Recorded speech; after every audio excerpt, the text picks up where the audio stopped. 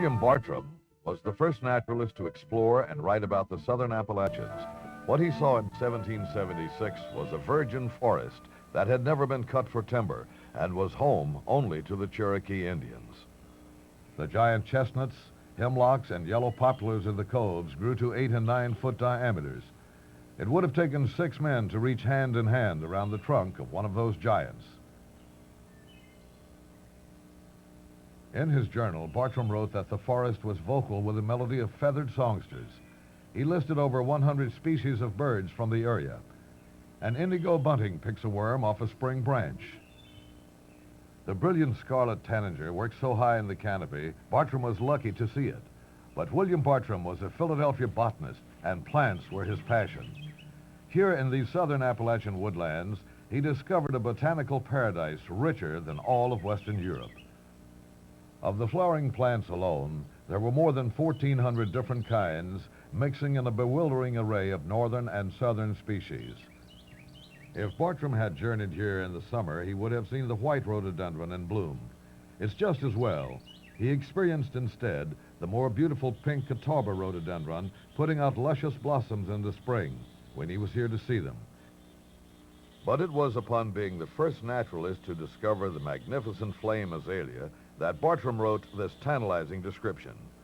The flowers were of the finest red lead, orange, and bright gold, and in such incredible profusion on the hillsides that upon suddenly stepping into view from dark shades, one is alarmed with the apprehension of the hill being set afire. Then, while resting on a high peak 200 years ago, Bartram recorded this impression. I beheld with rapture and astonishment a sublimely awful scene of power and magnificence, a world of mountains piled upon mountains. Today, we know that under that weathered mantle of soil is an underpinning of solid rock, rock too old to contain any fossils. The rock was thrust higher in the south than elsewhere in the Appalachians, and on the highest peaks we find Fraser fir and red spruce. We think we're in Canada.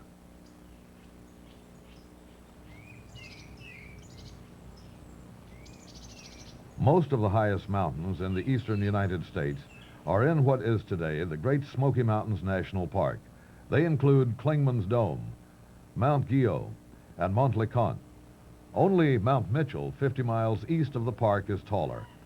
It is 6,684 feet high.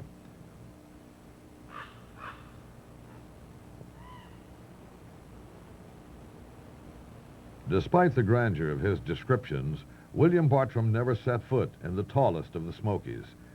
Curiously, he ended his journey just a few miles to the south. Our Smoky Mountains journey today will include the national park, perched here on the Tennessee-North Carolina border, as well as the public and private lands nearby.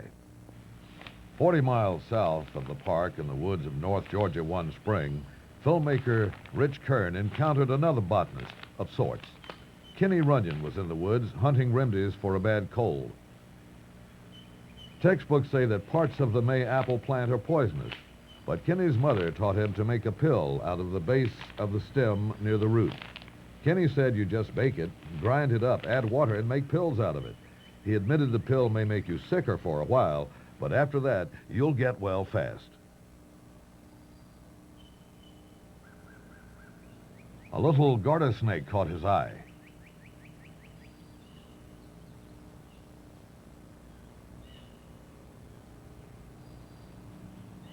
You won't have any trouble recognizing sassafras once you notice that the leaves look like little mittens with 1, 2, or 3 fingers. 3 kinds of leaves on the same tree. Kenny made a spring tonic out of the root. He dug it up and boiled it in water. He made a tea that tasted like root beer, and he claimed it will build up your blood. But his favorite of all plants was the yellow root. He said you can cure a dozen things with it. He claimed it works on the flu, stomach, and liver problems, pellagra. Kenny said you just chew up the root and swallow the juice. He said it'll turn your lips as yeller as gold.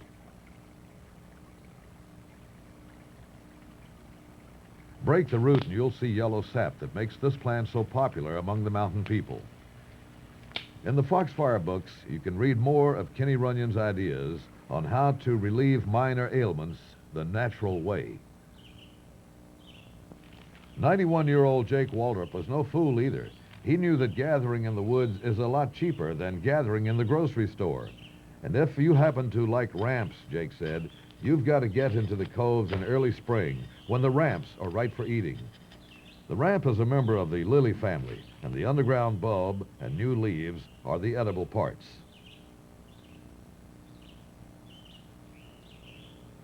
Jake said there's no neutral ground on the subject of ramps. You either love them or you hate them. He said you can make fried ramps, ramp soup, or ramp salad.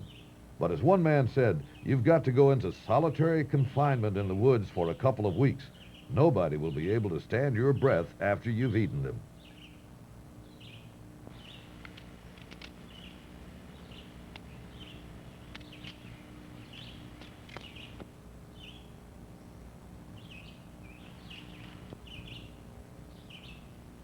A few miles east of Raven Gap, Georgia, along a winding dirt path, was the homestead of Annie Perry. Annie, like most other mountain people, planted her garden by the signs of the zodiac. She said, I also make jelly on the new of the moon because it gels quicker, and I slaughter hogs on the decrease of the moon. Her old log cabin was built in 1869 by her grandfather. It stood the test of time.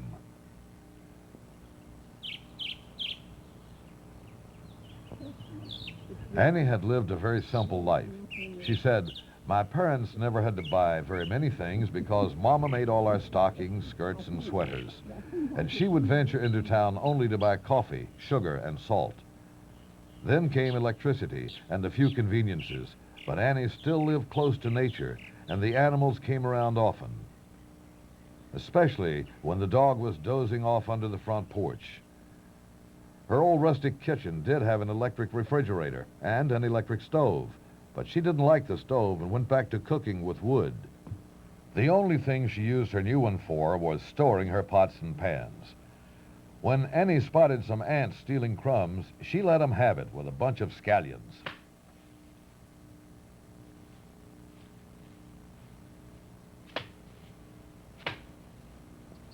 Resourcefulness spells survival in the mountains. A lacy white flower called a yarrow grows among the grasses in hayfields. The mountain people pick it, dry it, and combine it with other dry flowers to make beautiful arrangements. Some of these end up in the curb market in Hendersonville, North Carolina. There, Mrs. C.C. Marshall stitches up a three-way doll that tells the whole story of Little Red Riding Hood. Turn her over, and there's the grandmother. Pull her bonnet back, and there hides the wolf.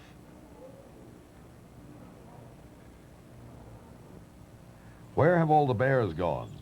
Many tourists remember a day when you could see a dozen black bears on one trip from Gatlinburg to Cherokee.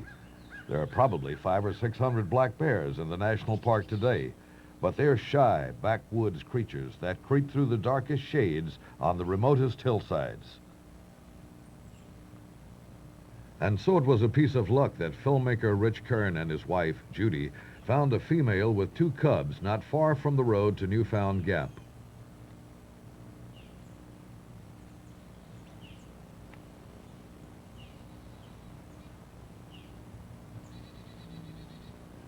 Most of the roadside bears, the so-called panhandler bears in the national park, have been relocated by the Park Service. They have been taken to distant forest, where they will cause fewer traffic jams and pose less of a threat to people who sometimes get too close. There are plenty of bears in the woods today, but you're less likely to see them.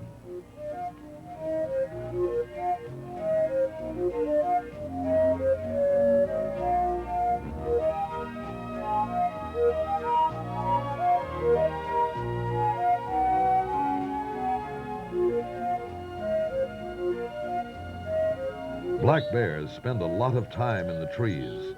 Maybe we should be walking through the woods looking up. We might see more bears that way.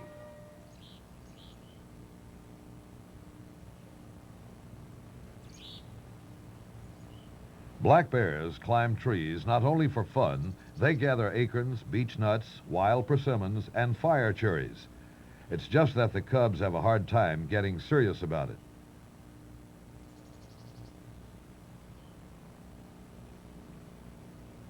Plants low to the ground, like snakeroot, are easier to reach, but you don't get very fat on leaves and bark. This is no problem for the cubs because they're still being nursed by the mother. And so the pressure on the mother is tremendous in early summer, and whatever the cubs can find, even a little jewelweed, is a big help to her.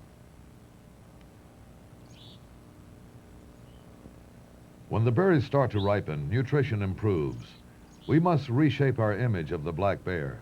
He is not a vicious aggressor by nature, but a shy giant of the hills. He is capable of great speed and power, but is more inclined to eat berries and bark than the other animals of the forest. You wouldn't think that the box turtle would be in competition with the bear, but when the black berries start to ripen, he is in there trying for the low ones.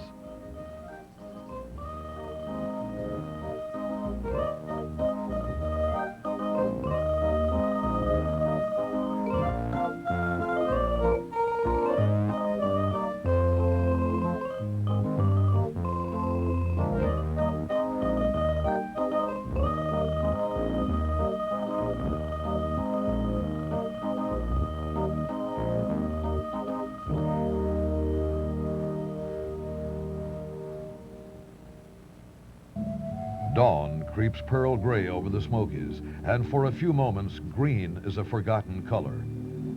Summer visitors lie in their beds in Gatlinburg, missing all this splendor. By the time they get up and go outside, it may be over. Who can explain the chemistry that works to fill these valleys with a heavy vapor? The answer could not improve the scene. The river is a dream too delicate to touch. It is a source of vapor, but we suspect it is not the only source. The rising sun throws warm colors to the scene and gives sudden life to the vapors. The dance of the vapors is beautiful, but it is also brief, for the dance is a dissipation. The sun warms the damp grasses, and these too produce vapors.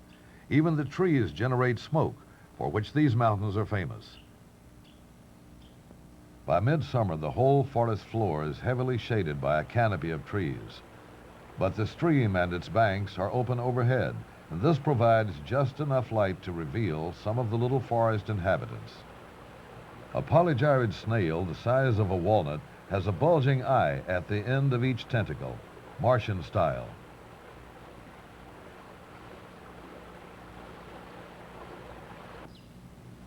The millipede doesn't really have 1,000 legs, as its metric name suggests, but with 2 pairs of legs for every body segment, you have to admit it's over-equipped.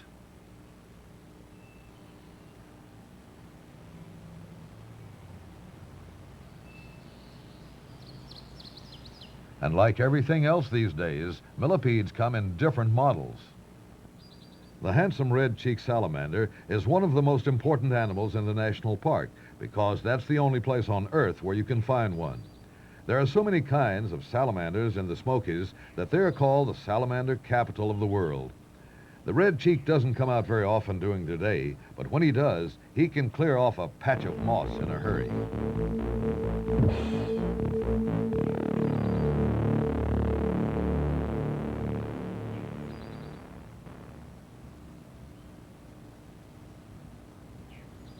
A more common amphibian, called the American toad, is found throughout much of the eastern United States.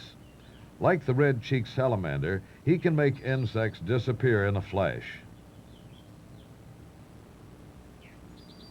Now you see it? Now you don't.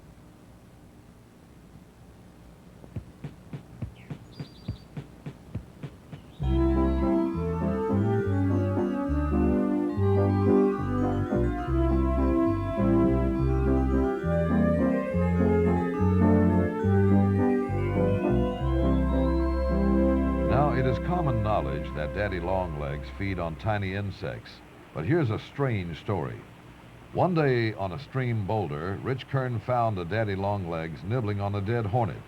As prey, it did seem a bit large, but what was one to think? Suddenly, a big yellow loop started to emerge from the hole. At first, Kern figured it must be the hornet's intestine, but that didn't make sense. The loop was moving, and the hornet was dead. It turned out to be a parasitic round worm that had been the cause of the hornet's death, and Daddy Longlegs had just let it out.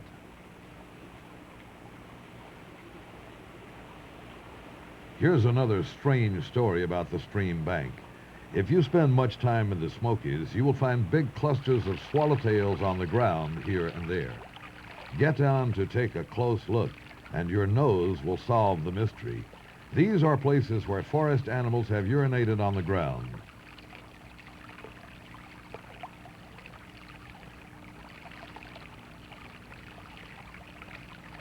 Each butterfly can be seen sipping from the earth.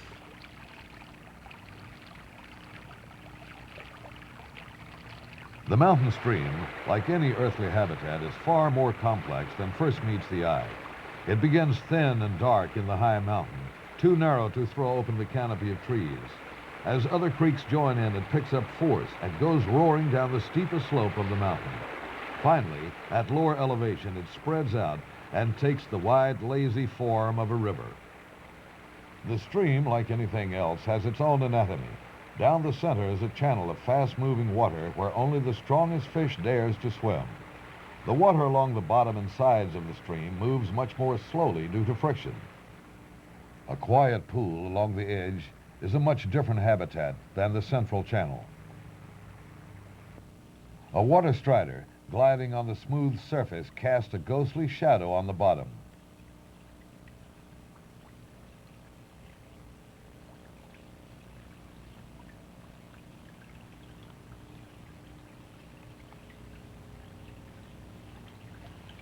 Rocks help to aerate the streams by beating oxygen into the water that will eventually be breathed by fish.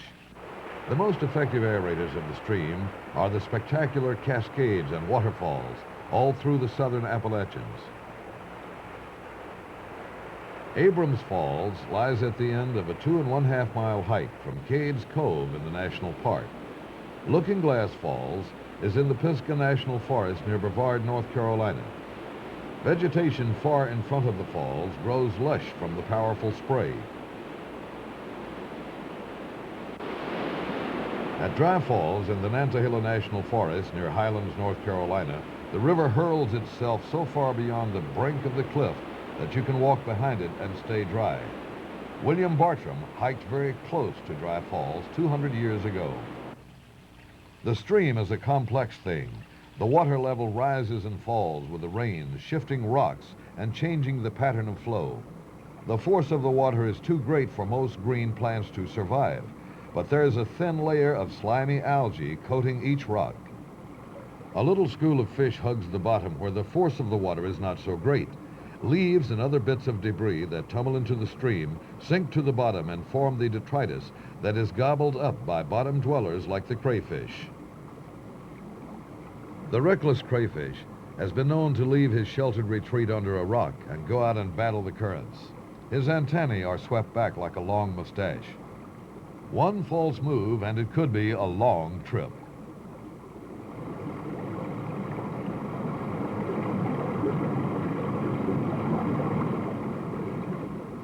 A large boulder blocks this flow, forming a protected lead. The northern water snake finds this to be a suitable place for fishing, but has to come up for a breath of air. This alerts the war paint shiner nearby. The hogsucker has a face only its mother could love. It roots around through the stones like a hog, sucking up slime and bits of debris. With a mouth like that, you can tell the hogsucker belongs on the bottom.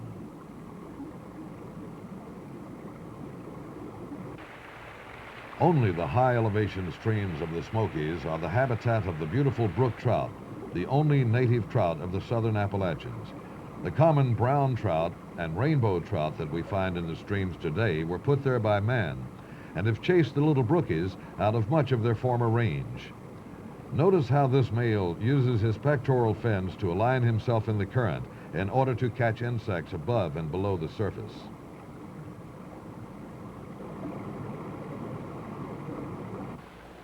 Further downstream, where the water is slower, wider, and warmer, we find some different animals like the muskrat. This one carries a leaf it has cut loose. From above the surface of the water, the rocks of the stream look the same as always. But underwater, something is wrong. One of the rocks not only moves, but looks at us with a tiny eye. This bad dream is the front end of a giant salamander called the hellbender. With a head as big as a man's fist, he looks like a cross between a potato and a cookie monster. The crayfish thinks maybe he'll find another way around that rock.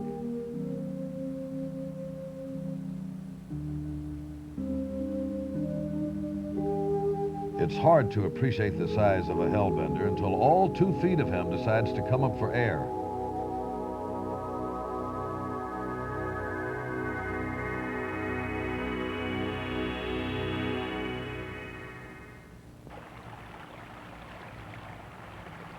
The hellbender looks like his skin is about 3 sizes too big.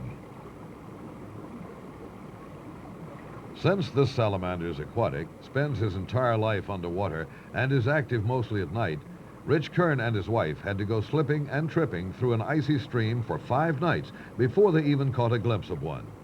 Sometimes mountain people catch one on a fishing pole, and when they pull him out, they say, "Look, it's a water dog." The hellbender is a hunter.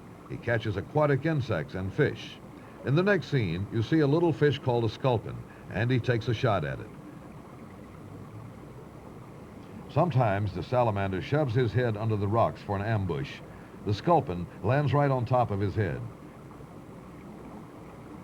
Springing up, the hellbender misses the fish, but gets a mouthful of rocks instead.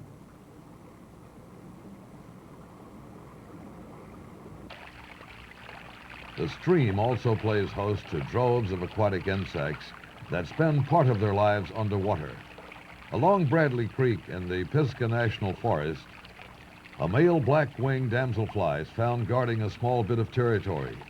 Cloaked in iridescent scales, the male is a striking creature who looks green from one angle and neon blue from another.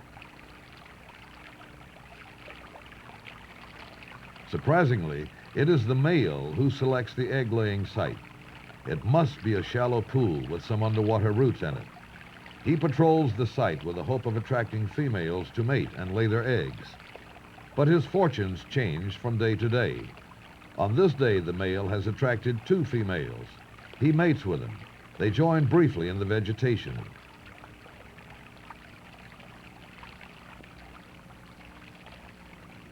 Then the male makes a swooping dive to the shallow pool and points his abdomen to the sky. That's the signal that a female should join him at the site. She begins to lay her eggs. We know that many insects lay their eggs in the stream, but damselflies are different because they lay their eggs in underwater roots. For that purpose, the female has a little cutting tool, a tiny thorn at the end of her abdomen. With that, she makes slits in the roots and inserts an egg into each slit. When she is finished, the roots look like they have been pricked with a pen.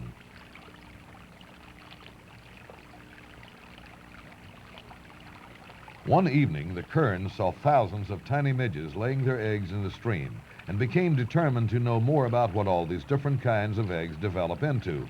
With permission from the U.S. Park Service, they built a temporary stream enclosure on the middle prong of the little river. A waterfall provided a heavy flow of water by gravity. The result was a miniature stream habitat that was ideal for filming insects underwater. With a few adjustments, it looked like everything was ready to go.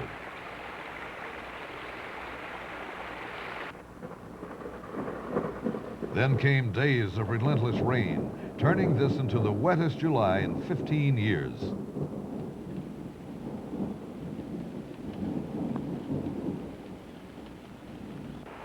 Soon the stream was a wild torrent. The water level rose several feet, and it looked like the enclosure might break loose and dash against the rocks. But somehow it held fast.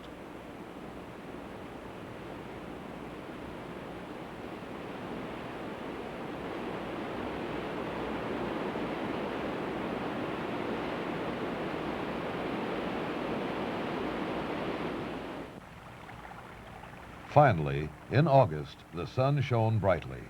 After some minor repairs, the Kerns were ready to stock their enclosure with insects, and so they made a simple catch net from some fine metal screening.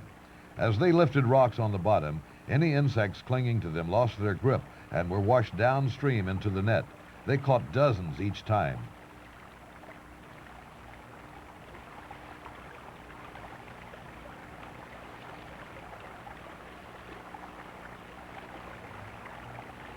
Underwater, the stonefly nymph looked like an aquatic cockroach.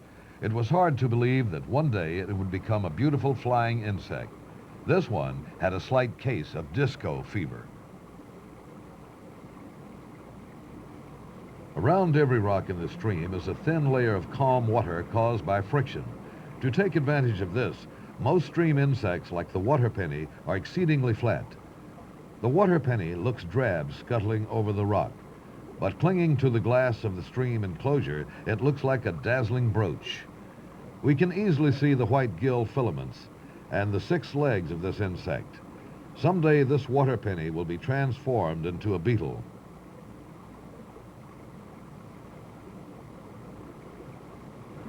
The mayfly nymph also looks drab against the rock until we let light shine through it to illuminate the gills that rim its transparent body. Nymphs are underwater surprise packages. This strange beast will become a spectacular dragonfly, perhaps in the spring. Certainly, no stream insect could survive a fury like this. That's what the Kerns thought until they found the net-building caddisfly larva. Stiff as a brush, the tiny silk net is always built in the fastest rapids, where the larva can snatch any morsel that might be swept in by the current.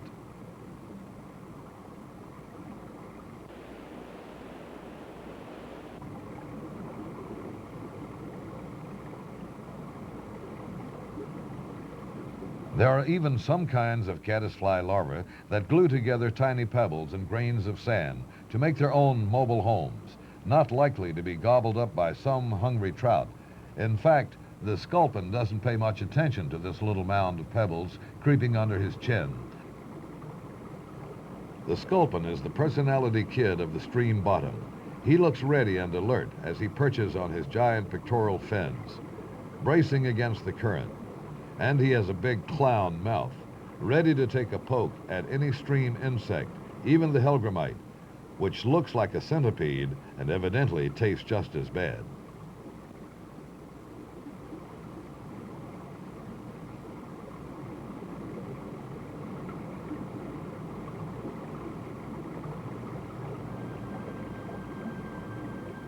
When the sculpin spots a delicious stonefly nymph, he stalks his prey, stalks it like a cat.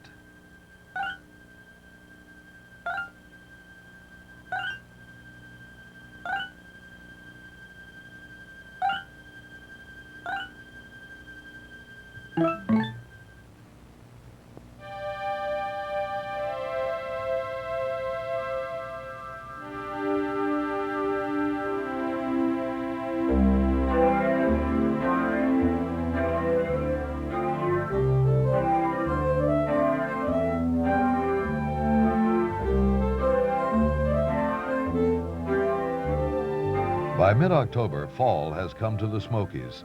Plants low to the ground like mullein and wild strawberries stay speckled with frost well into the morning because they're shaded from the sun. But the frost on the trees has already melted.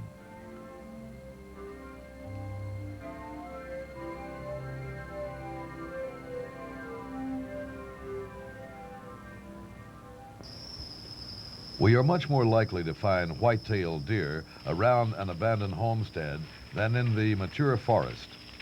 The tall forest trees cast their leafy canopies high over the deer's head and well out of his reach.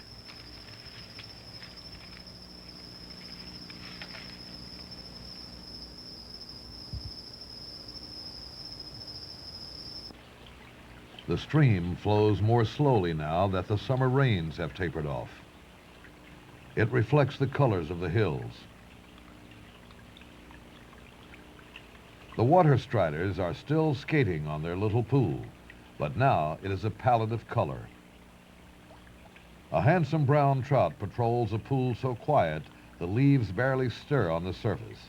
Even though food is growing scarce for the trout, the water is also growing colder, slowing the trout's metabolism and diminishing his hunger.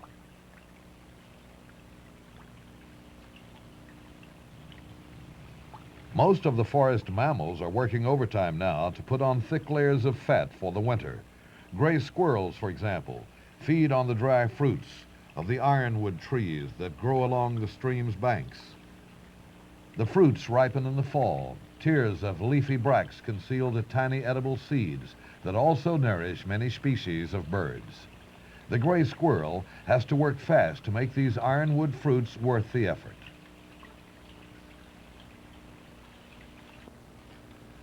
Does it seem strange in this age of sophistication that there are still some who use the cover of the hills to, well, to make their own, so to speak? We're going to call this man Jesse. He'll keep his identity a secret, if you don't mind. Jesse got out of moonshining a few years back, but with the sheriff's permission, he agreed to fire up the old still again so we can see how it works. Federal revenuers used to walk up the streams looking for stills. Now the job has been given to local sheriffs who only occasionally find time to see what they can spot from the air. Normally, it takes about a week for 40 gallons of mash to ferment completely, but the fall chill has slowed the process, and so this mixture of creek water, cornmeal, sugar, hops, and yeast is still working. After transferring the mash to the boiler, Jesse starts to fit the pieces of the still together. It's a handmade copper outfit, and the pieces don't fit very tightly. To solve this problem, he mixes a paste from flour and water and caulks up the cracks. It's called pasting up the still.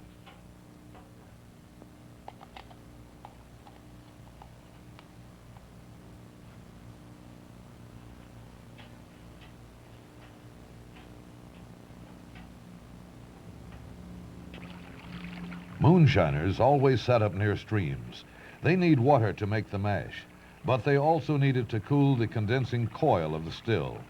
Jesse has set up stills where he could run a pipe directly from the streams, but here he has to carry the water.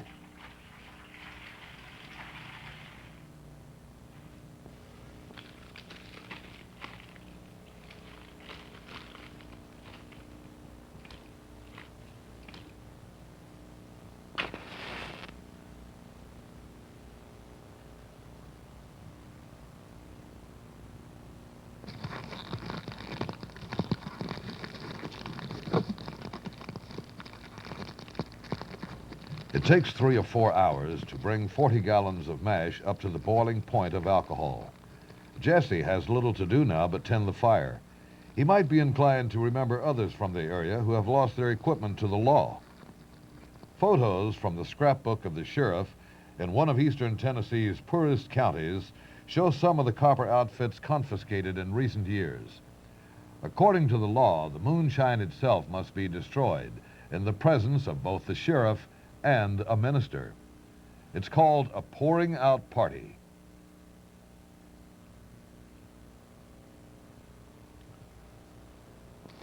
The alcohol is starting to boil off now.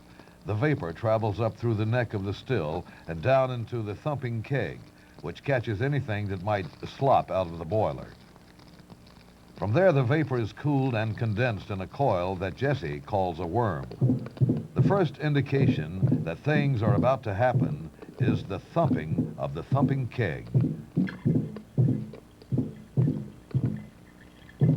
The first jar out of the still is twice the strength of store-bought whiskey.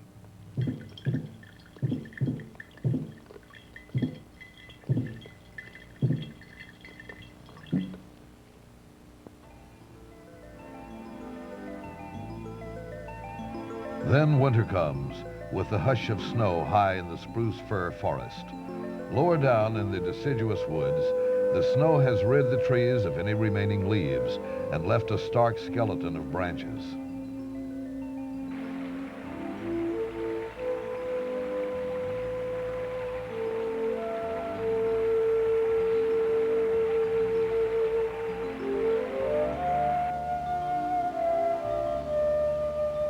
The deer move from field to field and into the edge of the forest.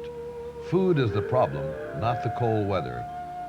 Now that the ground is covered, the deer are browsing on buds and twigs and the boughs of the eastern hemlock.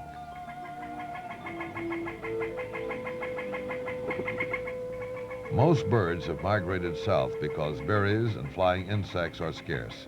But pileated woodpeckers can chip out beetles and grubs in any season, and so they stay through winter.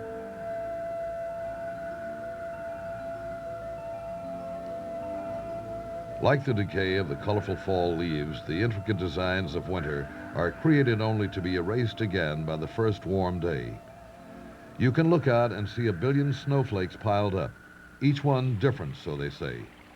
But not a single flake will ever be examined before it melts. The beauty is there, whether anyone sees it or not. The Smoky Mountain winter is often very mild. Often there is no mantle of snow on the ground, and by the temperature, you would swear it was spring. It's hard to believe that black bears are still sleeping in their dens. On this bright day, graduate students from the University of Tennessee are pointing antennas into the winter sky in hopes of picking up the beeping sounds of a radio-collared black bear.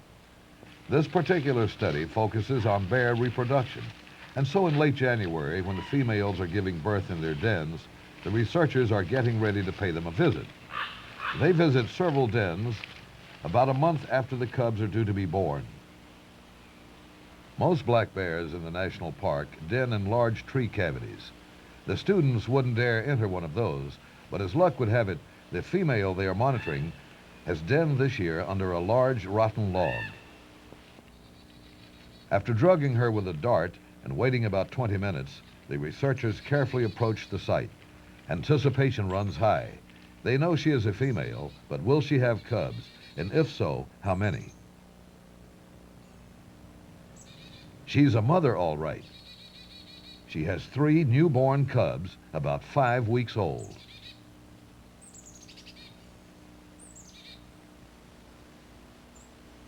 One of the students picks up a cub, cuddling it as if it were a human infant.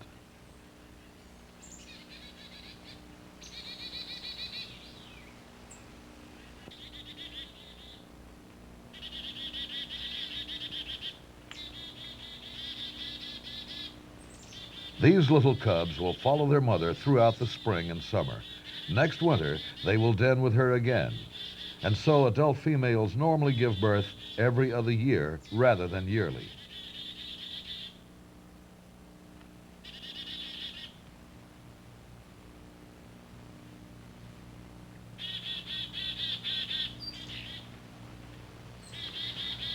It takes practically the whole crew to weigh this heavy mother. She's about average, 180 pounds. Males get up to 400 pounds. Data collected by graduate students has helped us know more about how bears live and reproduce. These facts have also helped the National Park Service manage the park's population of nearly 500 bears. The cubs are mostly fluff. They weigh in at about 4½ pounds apiece.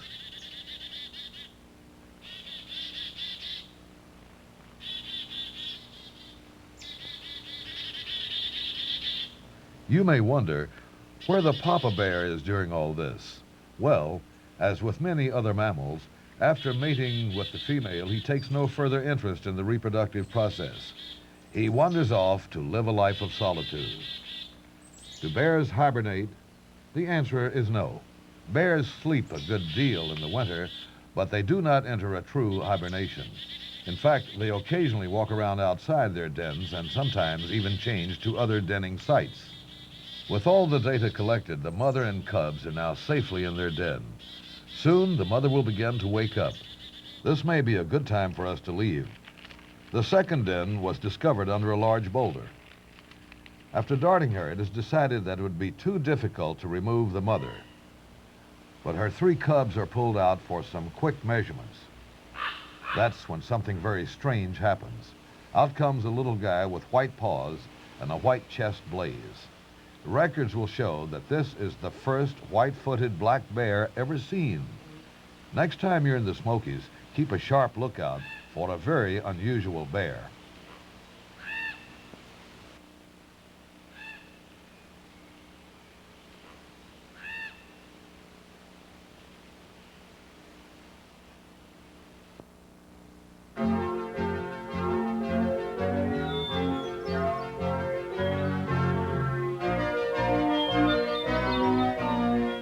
Spring comes with a scattering of dogwood confetti. Most trees are sprouting a delicate shade of green, but hickory leaves arrive red and turn green later. The little red squirrel, also called a mountain boomer, really likes the spring flowers of the silver bell tree. He picks big bouquets of them for lunch.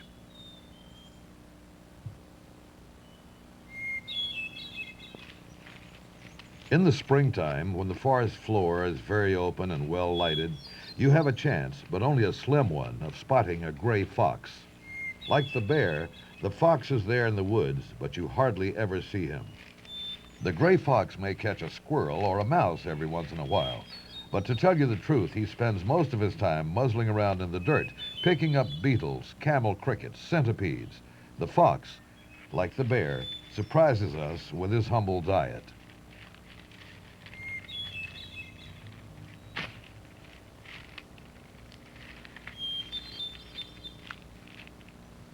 Spring is marching up the hillsides. If you miss a flower bloom in the valley, you might still find it higher up. The wake robin is one of the prettiest of the trilliums. The painted trillium looks like it's had a touch-up near the center. Fields at lower elevation are often covered with tangled masses of wild pea. When the flowers are blooming, the robins often nest in Elsie Cromwell's grape arbor, not far from her house in Townsend, Tennessee. Living close to nature, an event like this is hardly even noticed by Elsie. But even the simplest things can be made more interesting if we move in for a close-up look.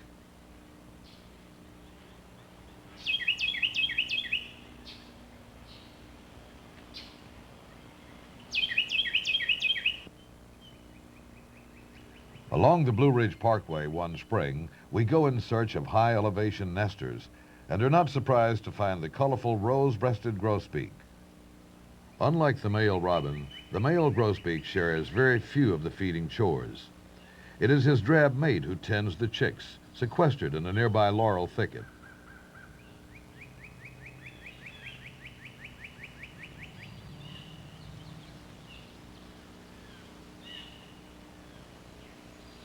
High in the mountains, in a forest full of sturdy trees, the little chestnut-sided warblers have selected a thin raspberry stem to support their nest.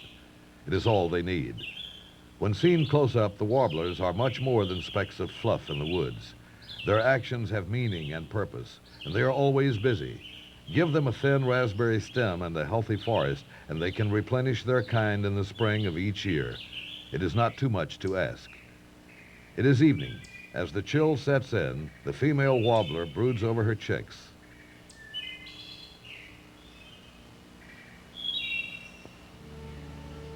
The sun cast its glowing spell over the Smokies, and the low slanting rays cut between the stately trees, lighting up some of the forest animals for a final time. There are places on earth where wilderness prevails, where life is secret and shadowy, and there are fewer things seen than unseen. The magic is in knowing that strange and wonderful creatures lurk on dark hillsides and in dappled streams, even if we don't see them, and sometimes we're not sure we want to. There's always that faint chill in the spine. The Smokies appeal to us in just that way. We preserve them, knowing that by doing it, we keep alive some of the very mystery of life itself.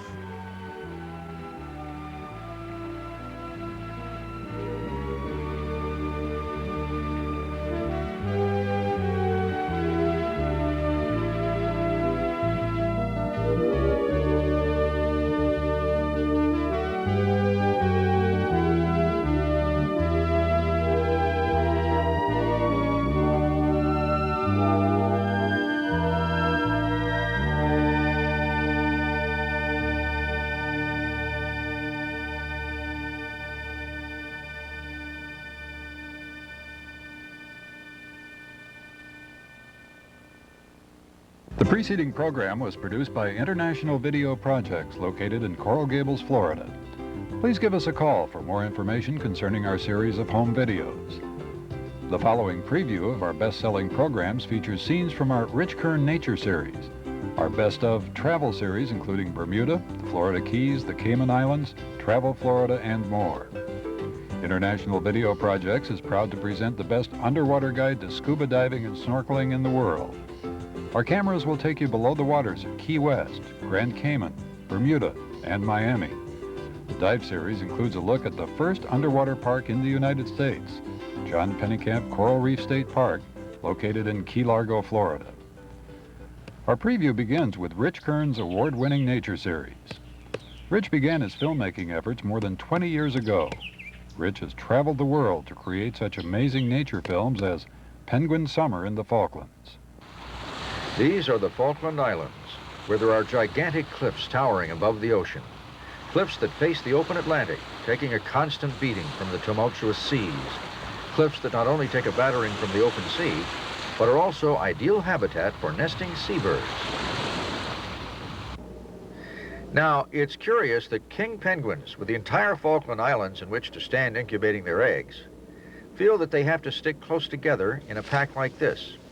Furthermore, since they don't have any nesting material to waste time with, they aggravate each other with a game of slap and poke. You slap me, I'll poke you.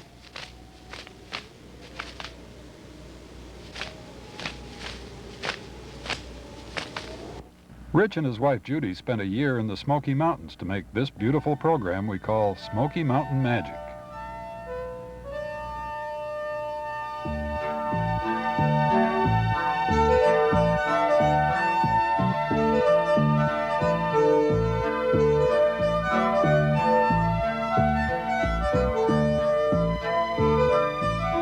William Bartram was the first naturalist to explore and write about the southern Appalachians. What he saw in 1776 was a virgin forest that had never been cut for timber and was home only to the Cherokee Indians.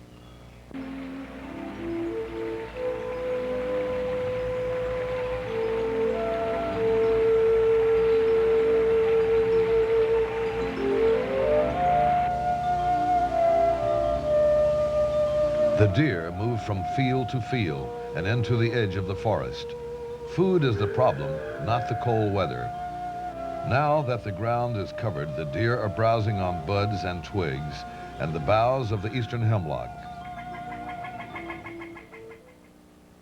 The state of Florida has been a passion for Rich, and his love for the Florida environment has inspired him to create 5 special programs about the unique nature of Florida.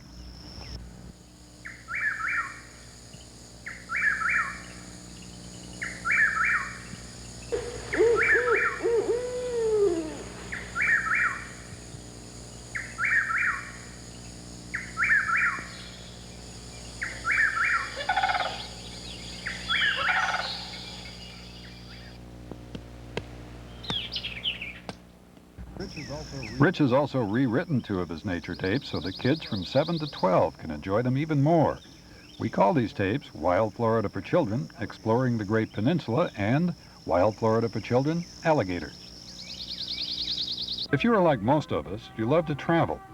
And our series of travel videos are designed to give you a first-hand look at the places to stay, attractions, historical sites, sports events, and the beauty of many first-class destinations throughout the world. Our travel series is called The Best Of, which means we take our time and find the best hotels, restaurants, attractions, beaches, shopping malls, and historical locations that we think the viewer will enjoy. No one is paid to be on our tapes. We pick them and we recommend them. Our Best Of video crews have traveled extensively in Florida and to the most exotic places in the world so that you can bring your vacation home to share with your friends. The tapes are also a great vacation planner. There are more than 25 programs in our series, and we are traveling every month to produce new videos about the nature of the world, the places, and people that live in our dream destinations. From the Caribbean to South America, we bring you the best of it all. It doesn't matter if you scuba dive or not. International Video Projects has produced a dive series that takes you right down to the most beautiful reefs in the world. The sea life is so close to our cameras, you'll feel as though you can touch it. The series includes Dive Pennekamp just off the Florida Keys. You can snorkel or scuba dive in America's first underwater park. Bermuda is surrounded by more than 700 shipwrecks, some with cannons still in place. Bermuda is the northernmost coral reef in the Atlantic. Stingray City in the Cayman Islands is a diver's delight. You'll love feeding these animals. Dive Miami is devoted to the offshore artificial reef program and its tremendous success. Dive Key West was produced by our friend Pat Ford. You really enjoy the abundant marine life in the Keys. If you're an angler, Pat takes you on the fishing trip of a lifetime in his tape Fish Key West. The newest addition to our programming is a delightful tape about manatees. This sea creature is so calm, with no fear of man, that it might soon become extinct. The tape was produced in order to make you, the viewer, more aware of the beauty and the uncertain future of the manatee.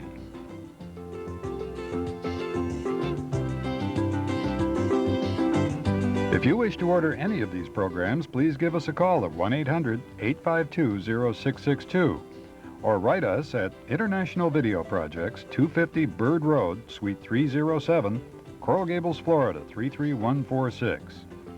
If you have rented the tape that this preview is on, please ask the manager of your rental store to order other titles in our Best Of series. This preview was produced by International Video Projects Incorporated, Coral Gables, Florida.